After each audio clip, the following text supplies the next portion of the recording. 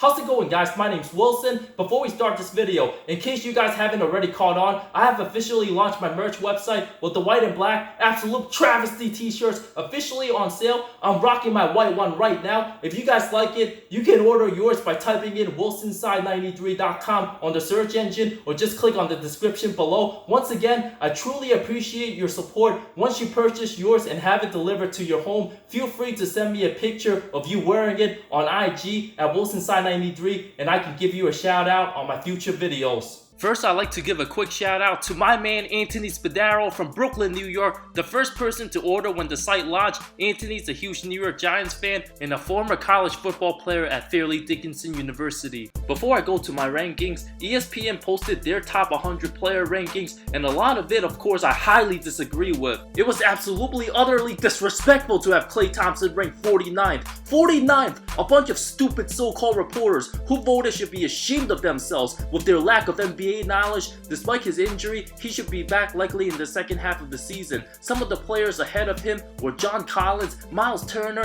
and Aaron Gordon, and having Zion at 42, who hasn't even played a single NBA game yet, is absolutely absurdly ridiculous. ESPN also had CJ McCollum at 13, 36 spots ahead of Klay, which is wrong in so many ways. Other than that, I don't mind their top 10 at all. Before I start my rankings, I won't include Kevin Durant since he's mostly out for next season, but I will tell you by the end of this video where I would have ranked KD and also John Wall, who will be missing the entire next season. Starting with number 25, LaMarcus Aldridge, who continues to be overlooked and slept on. Now at 34 years old, no longer in his prime, his game hasn't aged and very consistent throughout the years, arguably has the best mid-range post-up game in the league, put up over 21 and 9 for San Antonio last season, continues to produce at a high level where we can expect similar results next season. Number 24, Bradley Beal, who was the only positive thing to happen for the Wizards last season, did everything for that team, capable of being a 25-point scorer. I expect the 6'4 shooting guard to demand a trade, otherwise he'll waste another season of losing many games not making the playoffs. Number 23,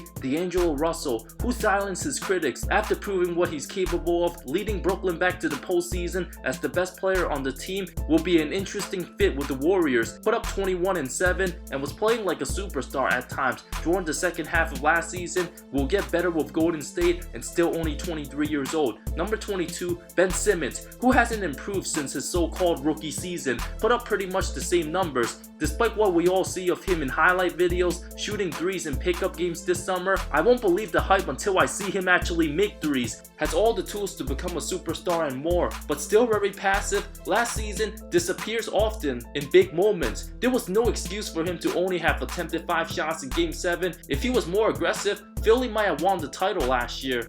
Number 21, Blake Griffin. Already forgotten in many eyes, he single-handedly led the Pistons to the postseason, even averaged a career high of 24.5 points, grabbed 7.5 rebounds, dished out almost 5.5 assists, made a total of 189 threes.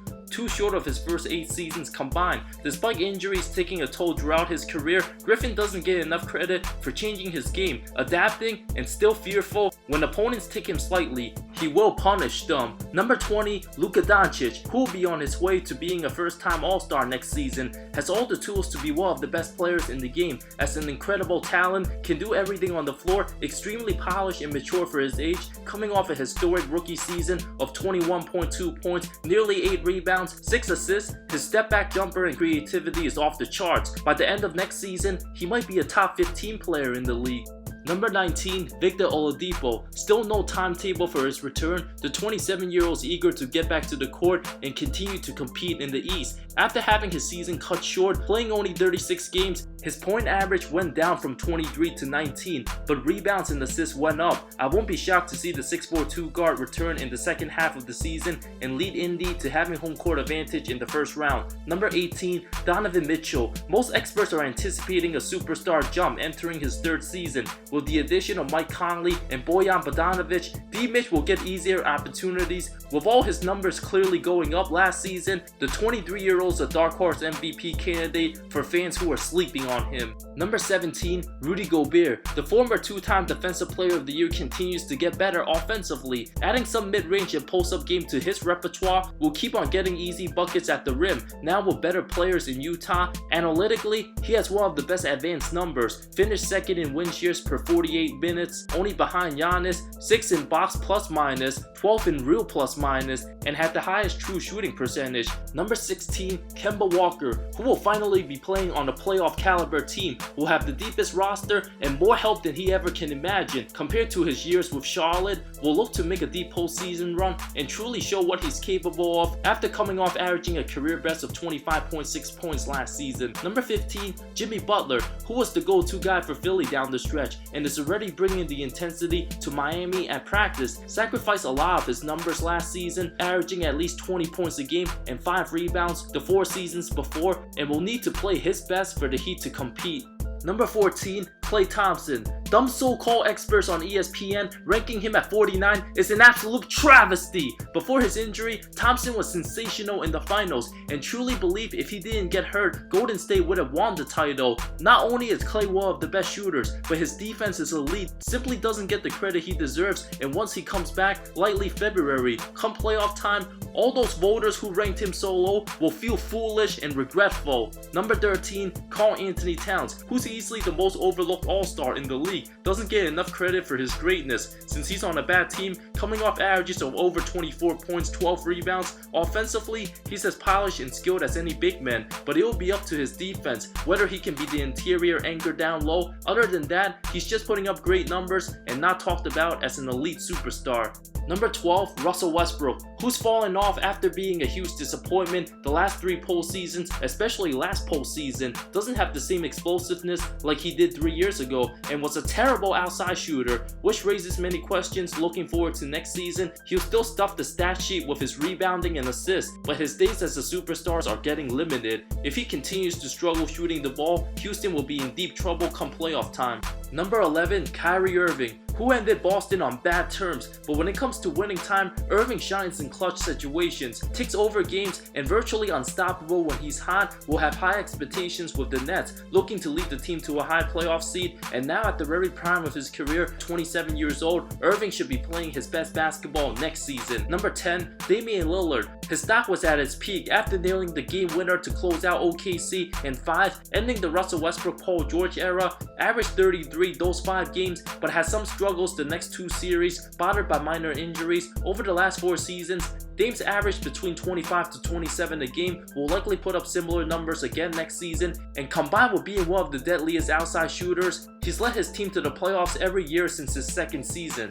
Number 9, Paul George. After an incredible season, PG's game is better than ever. Now in the middle of his prime, he won't have to put up the same type of numbers for his team to be successful. Arguably the 2nd best two-way player in the game, coming off making first team for the first time of his career, his effort on both ends of the floor will never be questioned, has one of the most active hands, and has proven to take over games down the stretch, hit plenty of clutch shots last season. Number 8, Nikola Jokic, a superstar MVP candidate and a franchise player for the Nuggets. He averages the most points, is the best rebounder and passer on his team, having off the charts IQ, seeing plays and spotting open teammates, knowing everything before it even happens. Led his team to the 2nd seed in the West at 24 years old. Now having postseason experience under his belt, the 7-footer will look to take his team to the next step, and now with a couple pieces healthy, the Nuggets depth will be tough for any team to beat. Number 7, Anthony Davis, who will face the most pressure since his Kentucky days. It's championship or bust with the Lakers, and when they struggle, he'll get a lot of the blame more than he ever did with New Orleans. Was a 26-12 guy last season, put up over 29-13 his first 41 games before being limited, and even when he plays well, those insane numbers don't often translate to wins. Talent-wise, he's up there with the best, but didn't even win a playoff game until his 6th season in the league. Very inconsistent at times. It will also take some time to figure out the chemistry between him and LeBron.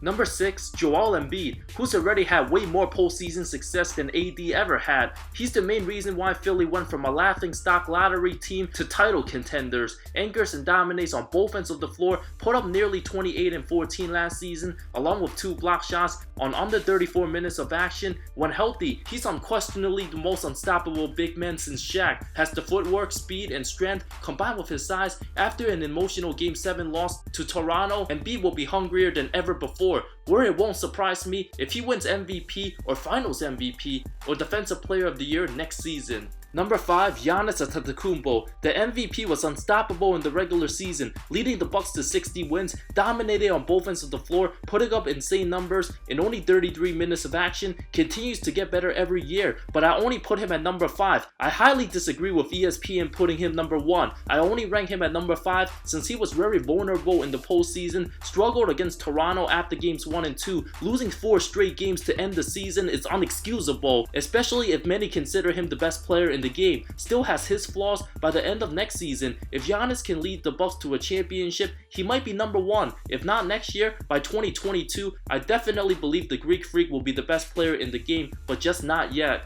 Number 4, Stephen Curry, who will play with a heavy chip on his shoulder. With no Klay to start the season, will have plenty of 40-point games with his incredible outside shooting. We'll find out a lot about Curry this coming season. He'll look to keep the Dubs in the playoff picture the first half of the season, but at 31 years old, his prime years might be coming to an end. Number 3, LeBron James, who's been the best player for many years, still puts up amazing numbers. Even after his injuries, the Lakers still lost a lot of games with him on the floor, where his defense and leadership qualities were lackluster the second half of last season. Now with Anthony Davis on his team, James will continue putting up monster offensive numbers, but will rest a lot on the other side of the floor. We'll see how far he can lead his team in the postseason, now that he's in the West with way better competition ahead. Number 2, James Harden. Despite never beating Golden State, every year as we predict the MVP winners, many continue to forget about the greatness of Harden. In the regular season, averaged over 36, dominated and destroyed guys in the regular season with his killer crossover and had his masterful ways of drawing fouls. The Beal was furious about losing the MVP to Giannis, and we can anticipate another amazing, incredible season under Mike D'Antoni. Despite Harden underperforming in the playoffs, he'll have the best chance at winning a title next season. Now with no super team to stop him, we'll see how he plays April, May, and June. Despite his critics, we can't deny the fact that the last 3 regular seasons, not counting playoffs,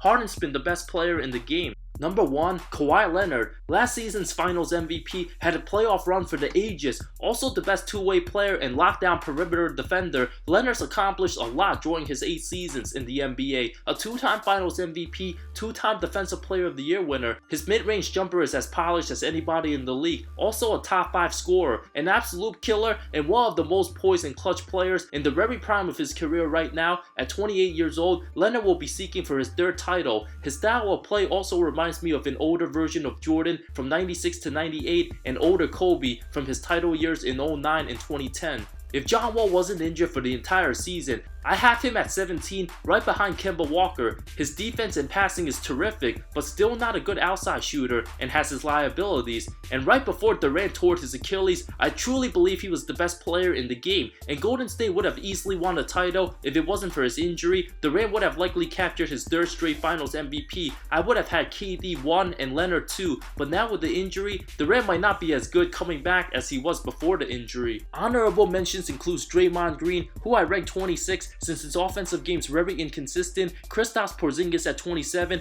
who many forget how hot he was 2 seasons ago before his injury, CJ McCollum at 28, where ESPN ranked him 13, way too high, is a great scorer but lacks defense, Chris Paul at 29, who's aging, 34 years old and injury prone, had his worst season of his career in 2019, and DeMar DeRozan, who's a good offensive player but very unreliable and doesn't have what it takes to elevate his team deep in the postseason.